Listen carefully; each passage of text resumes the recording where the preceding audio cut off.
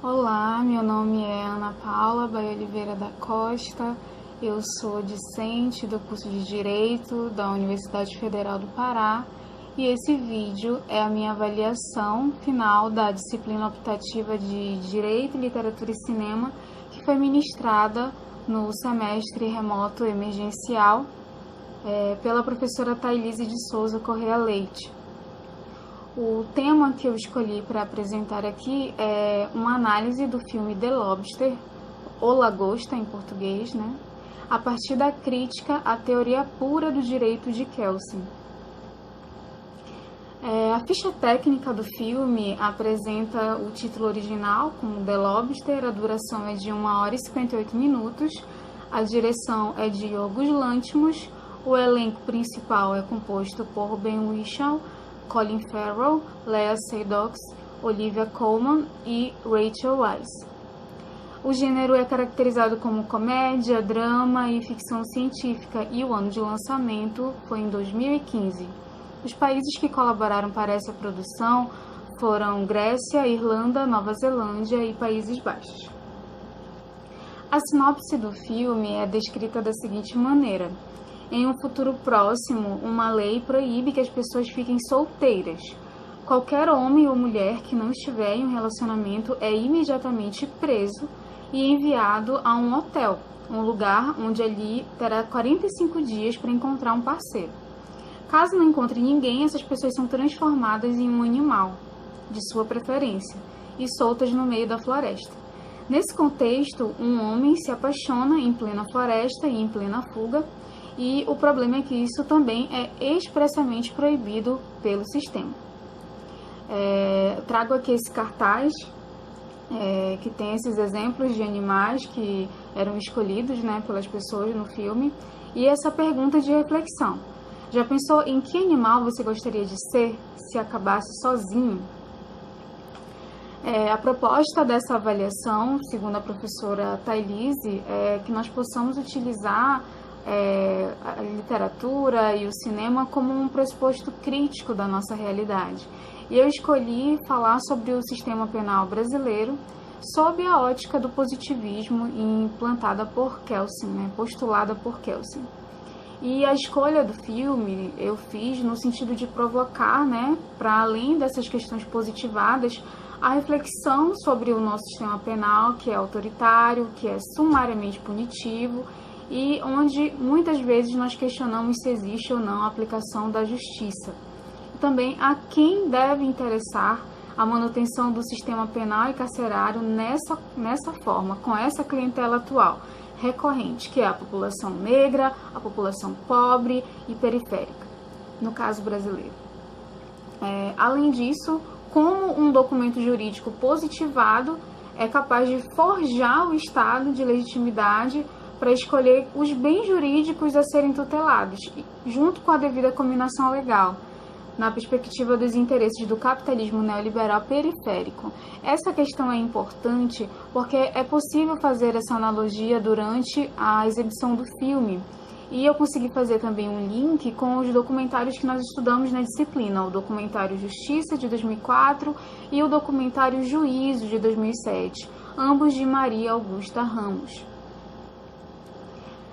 Diante disso, é possível a gente analisar como que a filosofia positivista do direito, segundo Hans Kelsen, pode interferir numa sociedade extremista que acaba se detendo ali à literalidade da lei. E como a professora falou, sem romantizações, esse vídeo contém sim spoilers, porque que o nosso objetivo é esmiuçar todos os meandros, mas com os devidos elogios também da crítica especializada.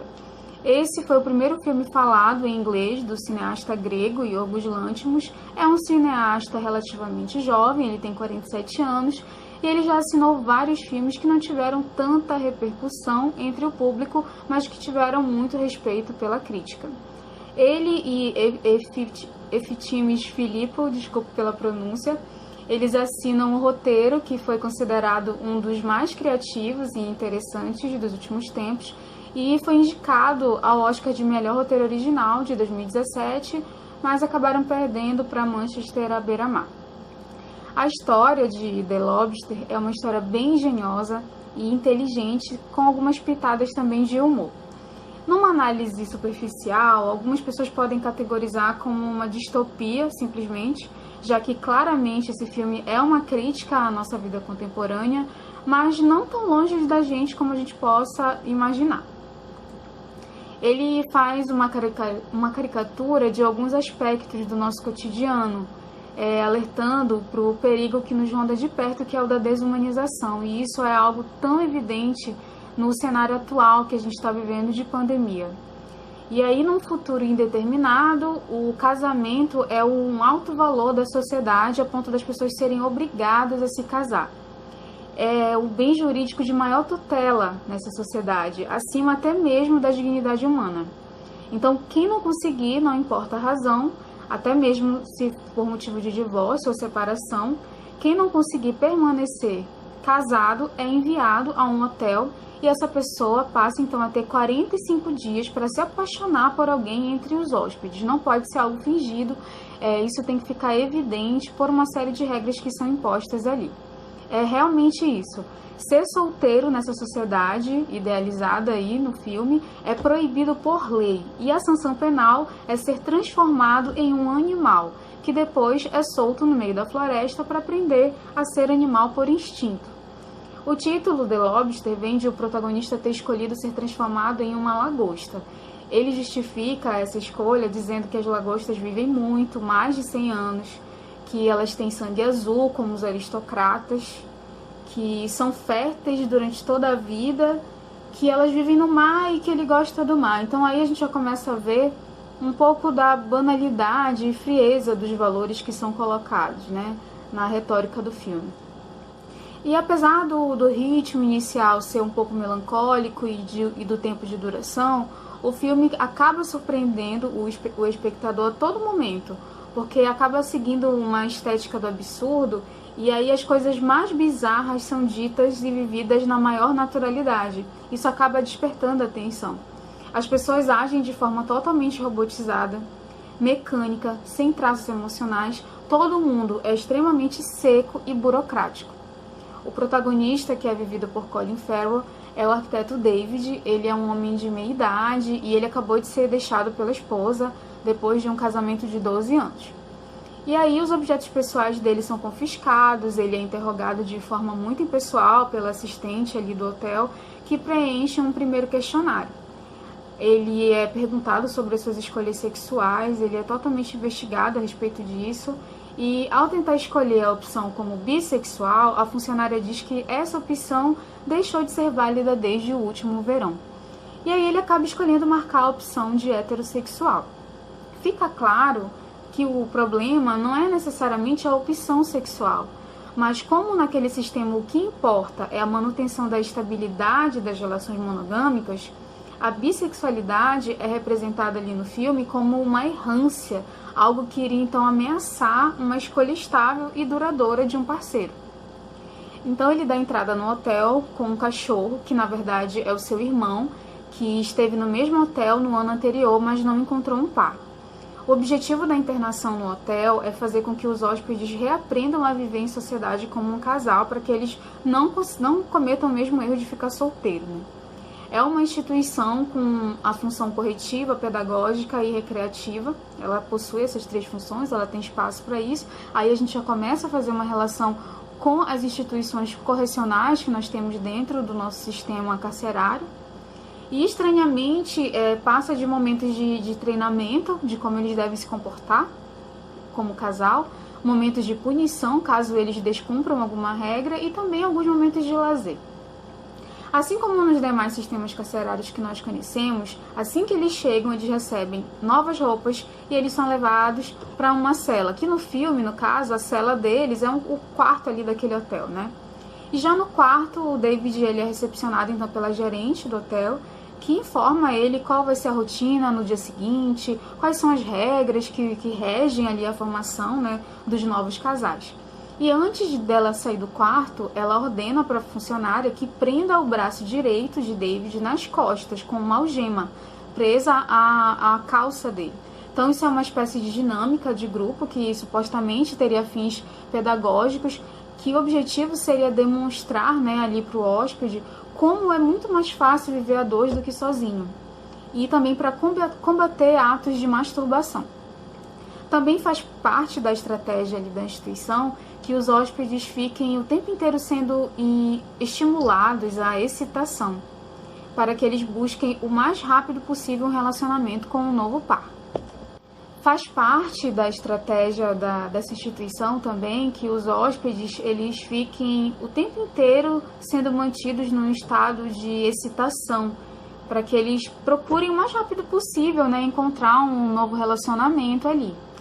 E as características que aquela sociedade considera como suficientes para determinar se um casal é compatível ou não, se um casal pode ficar junto ou não, são óbvias. Eles quase sempre utilizam características físicas, então faz parte do sistema também descaracterizar, tirar a pessoalidade do indivíduo. Então a pessoa é conhecida por ser míope, aquela pessoa que manca, a pessoa que tem um sangramento pelo nariz, o tempo inteiro sangra pelo nariz, ou alguém que gosta de biscoito amanteigado, algo bem bizarro, né?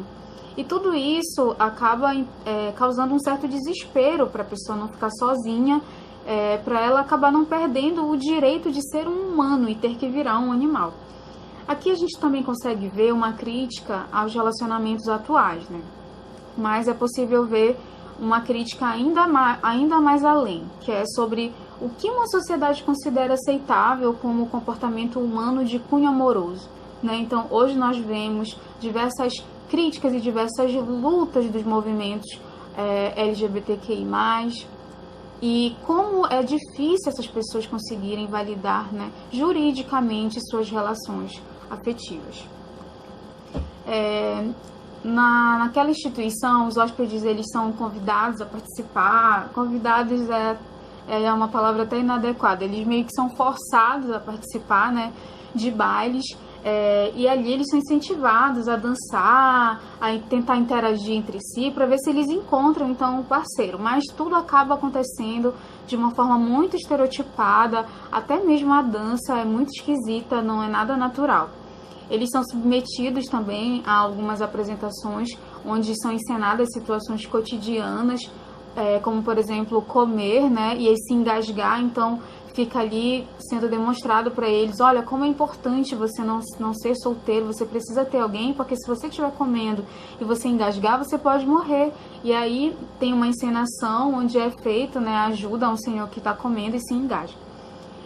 E também tem algo muito pontuado, né, no filme, que acaba sendo resgatado mais à frente, que é um esquema de recompensa, um regime de recompensa. Então, para cada pessoa que foge do hotel em direção à floresta, que acaba o prazo dela ali, os 45 dias, e ela não consegue arranjar um parceiro, para cada pessoa que é capturada por algum hóspede, ele consegue ganhar um dia a mais na instituição. Então, se eles saem para caçadas, né, rotineiramente, e nessas caçadas eles precisam atingir dardos, né, que vão ali paralisar aquela pessoa, e eles arrastam a pessoa e trazem para o hotel. Se você chega no hotel de volta da caçada com três fugitivos, por exemplo, então você ganha mais 3 dias para conseguir encontrar o seu par ideal. Nessas caças, o David conhece a mulher sem sentimentos, que ela já está ali no hotel há muito tempo, porque ela é uma excelente caçadora, ela encontra, né, muito fácil os fugitivos, e também porque ela é uma pessoa que não consegue encontrar um par, porque ela, como o nome diz, como ela é chamada, ela é uma pessoa sem sentimentos, ela não se relaciona com ninguém. Esse sistema de recompensas que é mantido ali dentro dessa sociedade, ele alimenta até mesmo um certo aspecto de psicopatia dessa personagem, porque fica evidente ali a satisfação que ela tem naquelas capturas, e a gente vê também, mais uma vez, uma crítica, né, à pouca eficácia da aplicação de certas sanções num sistema penal, seja ele qual for. Algo tão absurdo, mas que é totalmente validado pela ordem jurídica que é adotada ali. O filme retrata uma sociedade que racionaliza o amor, e é como se os humanos tivessem perdido a emoção e os sentimentos quase que em sua totalidade.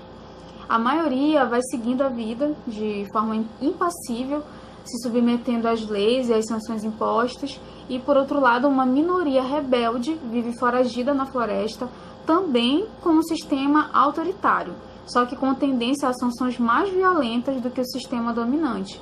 E as proibições também dessa sociedade, elas são opostas ao regime dominante. Lá é proibido formar casal. Então, a partir do momento que você foge para a floresta e consegue ser aceito por essa sociedade que milita contra o regime dominante, você não pode mais casar, nem sentir qualquer sentimento amoroso por outra pessoa. Você tem que seguir, a partir de então, a sua vida sozinho, solitário. O roteiro traça e apresenta para o espectador 3 tramas que ocorrem concomitantemente. A primeira é a vida no hotel do acasalamento, né, onde as pessoas são obrigadas a encontrar um parceiro. O segundo é a vida dos exilados, que são os que fugiram do hotel antes de virarem animais, e por isso mesmo eles são caçados como se fossem animais pelos hóspedes do hotel. E por fim, a terceira trama apresentada é a vida cotidiana nas cidades, né? É um local que é reservado só para aqueles casais que devem sempre se apresentar em público, acompanhados, como se fosse ali aquela sociedade ideal, relacionamentos ideais, que mantém uma certa estabilidade e contribui para a manutenção daquele sistema legal. Os fugitivos do hotel formam uma sociedade paraestatal, como eu já mencionei. É um tipo de resistência social, de desobediência civil, contra o Estado, onde eles não permitem sequer um flerte entre duas pessoas. Eles têm ali uma oposição total ao modelo tradicional, e as pessoas são obrigadas a permanecerem sozinhas, elas não podem se ajudar, e é terminantemente proibido qualquer relação amorosa. Mais uma vez, vale destacar isso aqui. O sexo, então, nem se fala, é terminantemente proibido, sob a pena de severas punições, como o beijo vermelho, que seriam cortes nos lábios de quem flertar, e depois disso o casal seria forçado a se beijar após essa mutilação. E o sexo vermelho, que acaba não sendo revelado ali na trama, ele é mantido como um tabu, mas só de comparar com o beijo vermelho, a gente já pode imaginar que seria um castigo muito mais severo para quem se estendesse ali nas suas trocas sexuais. Os rebeldes assumem um caráter militaresco. Observa-se isso pelas roupas, pela maneira como eles vivem ali na floresta, e acaba prevalecendo o homem, né, enquanto gênero, ali capaz de sobreviver às adversidades da floresta. Então, é tudo muito masculinizado. Essa ótica, ela demonstra até onde uma sociedade pode chegar com a polarização do pensamento, que é enraizada num sistema de justiça predominante. Então, as diretrizes acabam sendo extremistas em ambos os lados. E isso é algo muito importante de ser observado na nossa sociedade atual, com os movimentos políticos que nós estamos observando, principalmente aqui no Brasil, que é a nossa realidade mais latente, mais próxima, mas também em outros países, né? Esse filme, ele realiza muitas críticas aos relacionamentos, às superficialidades desses relacionamentos, mas o que mais chamou a minha atenção, e por isso eu o escolhi para apresentar aqui nessa minha avaliação, é o fato dele alfinetar doutrinas e radicalismos políticos tão comuns nos nossos dias, como o protofascismo, que para muitos acaba sendo até, dentro de uma certa ingenuidade, né, algo possível, impossível, né, de ser implementado. Impossível, assim, não, isso é algo que aconteceu lá no passado, jamais aconteceria de novo, não há condições de que governos fascistas ascendam ao poder novamente, né, nada como aconteceu lá no nazismo, por exemplo, e como bem salientado, né, pela professora Thailise, ao comentar diversas obras durante as aulas, inclusive como o filme A Onda. Então, voltando para a narrativa do filme, né, para continuar aqui as considerações críticas, os dias vão se passando, o David vai ficando sem alternativas, e aí ele decide investir na mulher sem sentimentos mesmo, porque foi a única que foi sobrando ali e uma pessoa que ele viu talvez uma oportunidade de tentar fazer uma aliança. Ele acaba investindo nela, né, e vai dissimulando a compaixão dele, a empatia que ele tem com as outras pessoas, com o objetivo de ter alguma afinidade com ela, né, ele começa a fingir. Já que ela é avessa a contato humano, ela se recusa a manter qualquer relação afetiva com os outros hóspedes e ele acaba tentando criar situações ali onde para ela pareça que ele também é assim como ela. A estratégia dele acaba funcionando, eles se casam e aí eles são levados para um período de observação, que você tem que provar que realmente você formou um casal compatível. Só que é nesse momento que ela passa a desconfiar, porque durante as relações sexuais ele começa a demonstrar prazer, e aí ela percebe que na verdade ele tem sim sentimentos. Então ela desconfia e aí para testar os sentimentos de David de madrugada ela tortura e mata o cachorro dele, né, que era o irmão dele. E aí, obviamente, ao acordar de manhã, quando ele descobre o que ela fez, ele se desespera e aí o plano dele vem abaixo, né? Ela acaba descobrindo toda a verdade. Então ela ameaça ele, dizendo que vai entregar ele para a gerente do hotel, mas aí ele consegue dar um jeito de atacar ela antes para poder sobreviver. E aí ele consegue arrastar ela até a sala da transformação em animais e aí ele transforma ela ali num animal. Para isso, ele conta com a ajuda de uma camareira do hotel, que na verdade é uma rebelde infiltrada, uma rebelde lá da sociedade, né, que vive na floresta. E ela ajuda ele a fugir para a floresta. E lá ele é recebido pelos rebeldes com uma lista de obrigações e proibições que ele tem que cumprir a partir de então como solteiro. E é aí que o inesperado acontece. Ele se apaixona e é correspondido verdadeiramente por uma solitária também, que é a personagem da Rachel Weisz, que é também a narradora do filme, né? Para burlar, então, aquelas regras dos solteiros, eles criam uma linguagem mista entre sinais e código Morse, a fim de demonstrar os sentimentos entre eles, né? Fica cada um numa árvore à distância ali, tentando demonstrar esses sentimentos. E aí surgem trocas singelas de mensagens, é uma parte muito bonita do filme, são mensagens de amor, né? Mas eles são descobertos e a líder dos rebeldes cega a companheira de David. E aí tem-se o desfecho do filme, porque eles decidem fugir, e nessa fuga eles param no restaurante para descansar. O David vai para o banheiro com uma faca, com a intenção de mutilar, né, os próprios olhos, talvez ali para encontrar uma reciprocidade, né, uma identidade com a companheira amada dele, ou também para que aquela cegueira dos dois, né, talvez pudesse servir de disfarce ali de volta na sociedade, de que eles ocupavam uma posição legal, né, já que ambos passariam a ser cegos. O fato é que o filme não revela, no final das contas, o que David fez, se ele realmente conseguiu ir até o fim e fazer, né, com que ele realmente ficasse cego. E dá, então, para nós, né, espectadores, a possibilidade da gente refletir sobre a lógica biopolítica dominante na nossa sociedade, que reduz, né, ao geneticismo social e às novas tecnologias, questões que são fundamentalmente sociais e simbólicas, como se na alma desse projeto biopolítico contemporâneo habitasse uma proposta de destruição do sujeito e da civilização.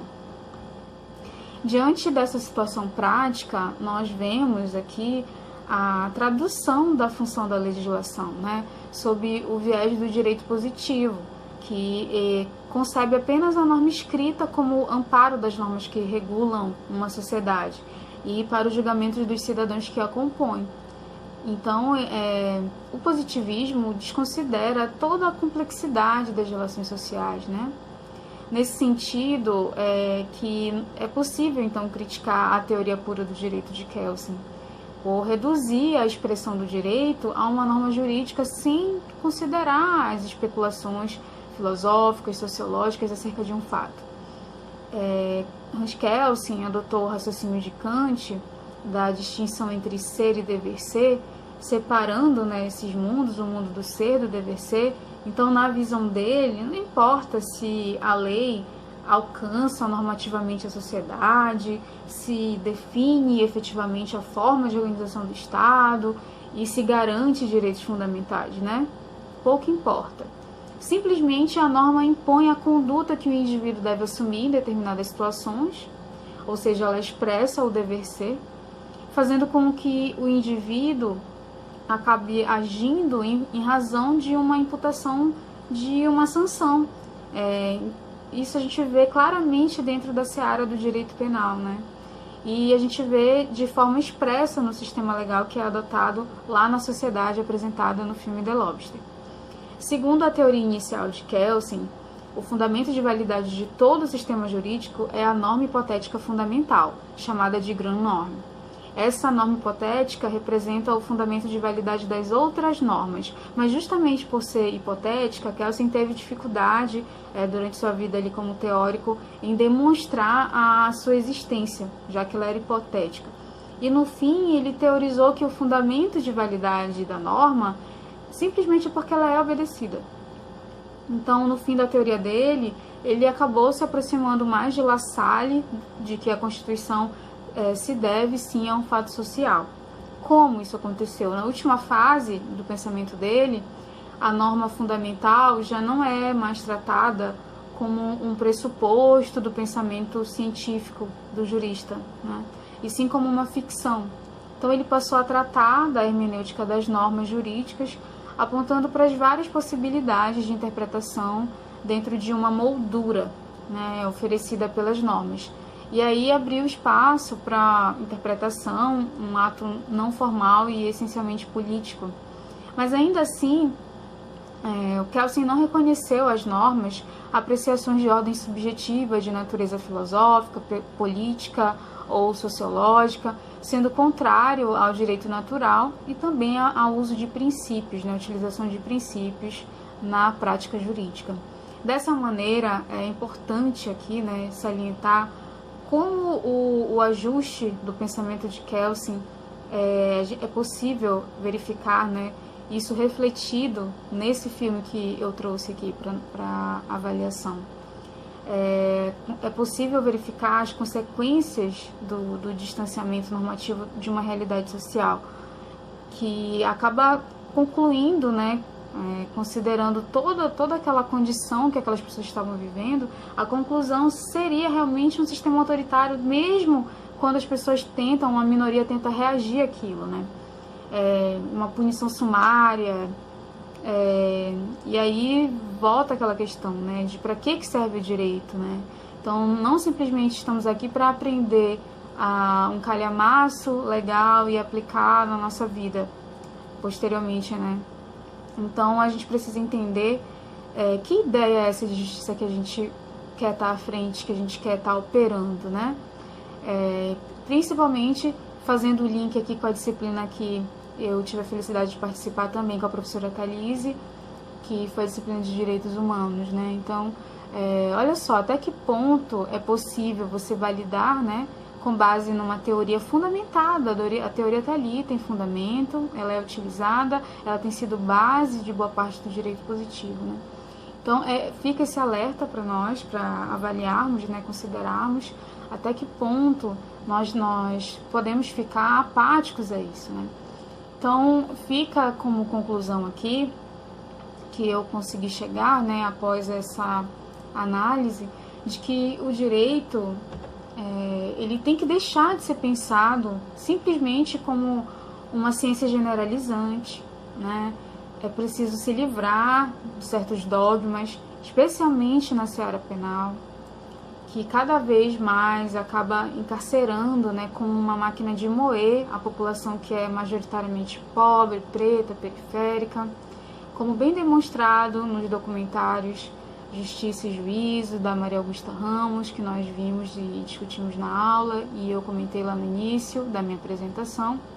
Então, é imprescindível que nós adotemos uma visão mais ampla, considerando a jurisprudência, compreendendo os fatos a partir de todas as peculiaridades de um caso concreto, bem como as realidades históricas, geográficas, culturais, econômicas e sociais de cada ser humano, conciliando o texto da lei com os fatores sociais, bem diferente da moldura proposta na teoria pura do direito pelo positivismo de Kelsen, o que, por outro lado, jamais significaria, então, defender o uso arbitrário de uma discricionariedade e da interpretação da norma jurídica sem uma devida fundamentação, como alguns defensores do positivismo apressadamente poderiam concluir. E essas foram as minhas considerações. Eu trouxe com muita alegria esse vídeo aqui para vocês. Agradeço por quem demonstrar um pouco de atenção, né? Tirar um pouquinho do seu tempo para assisti-lo. Confesso que dá um pouco de vergonha de gravar um vídeo desse jeito, mas com toda a dedicação que a professora demonstrou, trazendo professores incríveis para participar dessa disciplina conosco, eu encontrei essa maneira de poder demonstrar alguma gratidão, digamos assim, né? E fiz questão de poder gravar e expressar em forma de vídeo, né? Poderia fazer o paper também, mas eu achei melhor fazer o vídeo para que eu pudesse retribuir de alguma forma, né? De uma forma até mais ampla, assim, a minha satisfação, a minha gratidão. Agradeço por todo o conhecimento repassado, sempre com muita generosidade. Espero poder encontrar em outras oportunidades dentro do curso, né? Mais à frente. Assim, agradeço e encerro aqui o vídeo da minha atividade avaliativa. Muito obrigada.